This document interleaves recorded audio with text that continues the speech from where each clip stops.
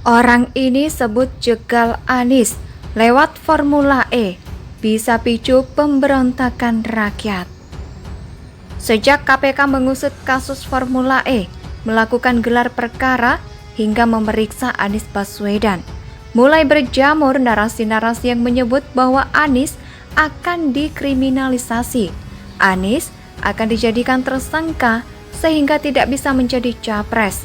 KPK sengaja memaksa Anies diproses hukum.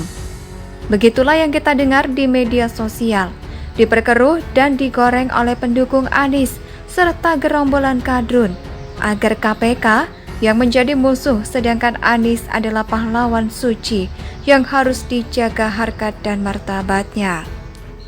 Menanggapi isu KPK menjegal Anies di Pilpres, anggota DPD RI Tamsil Lindrung menyebut jika benar terjadi penjegalan kepada Anies melalui Formula E, ia dapat memancing terjadinya pemberontakan oleh rakyat. Tamsil mengaku dapat memancing pemberontakan rakyat bukan tanpa alasan, karena ini penyumbatan aspirasi. Dia lantas mempertanyakan kenapa ngotot untuk mencari kesalahan Anies. Wow, siapakah Tamsil Lindrung ini? Saya coba-coba bertanya-tanya pada paman Google, ternyata kader PKS. Ya, PKS lagi. Ralat kalau informasi ini salah. Tapi sebenarnya memang PKS sih. Pasalnya Tamsil heran kenapa mata tidak diarahkan kepada yang nyata-nyata terjadi sesuatu kerugian negara. Misalnya kasus RS Sumber Waras, Ahok yang diserang pula. Jadi sepertinya memang benar kader PKS. Terlalu gampang ditebak cara dan gaya omongannya.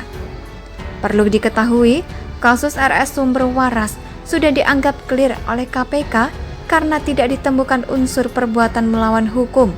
Kasus ini sudah pernah diusut dan clear. Hari gini masih seret nama Ahok. Gak zaman lagi deh. Ahok juga tidak ikut Pilpres. Ngapain kelojotan? Santai aja bro. Pakai alasan yang lebih cerdas, jangan melebar ke sana kemari, seolah partai situ sudah sangat suci tanpa noda. Sedangkan kasus Formula E belum diusut tuntas saja sudah banyak yang gerah dan kelojotan seperti disengat pelut listrik.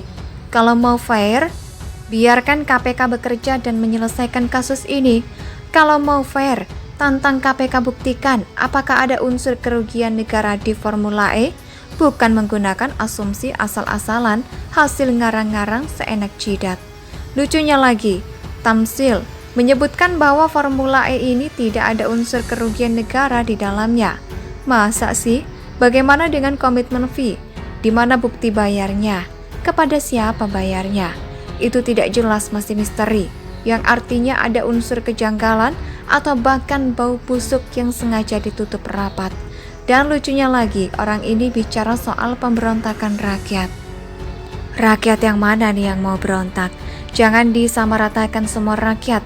Kalau mau berontak itu dipastikan kelompok kadrun atau pasukan penjual agama yang doyan makan nasi bungkus. Mayoritas rakyat malah kepingin kasus ini diusut sampai tuntas. Ya mungkin dipikirnya Anies itu kayak Lukas NMB, jadi tersangka, tak senang lalu kerahkan massa untuk melindunginya. Lucu dong, kalau misalnya pasukan nasi bungkus mengawal Anies, gak elegan banget, gak keren lah. Tak usah bawa-bawa rakyat ya, geli gue dengernya. Bilang aja pemberontakan kadrun, mungkin lebih masuk akal. Atau pemberontakan dari pendukung Anies, ini juga boleh. Pemberontakan dari pendukung Anies, ya jangan bawa-bawa seluruh rakyat, seolah semua orang mendukung Anies. Mual gue dengernya. Artikel ini ditulis oleh X Hardy di siwar.com. Bagaimana menurut pendapat Anda? Silakan tulis pendapat Anda di kolom komentar.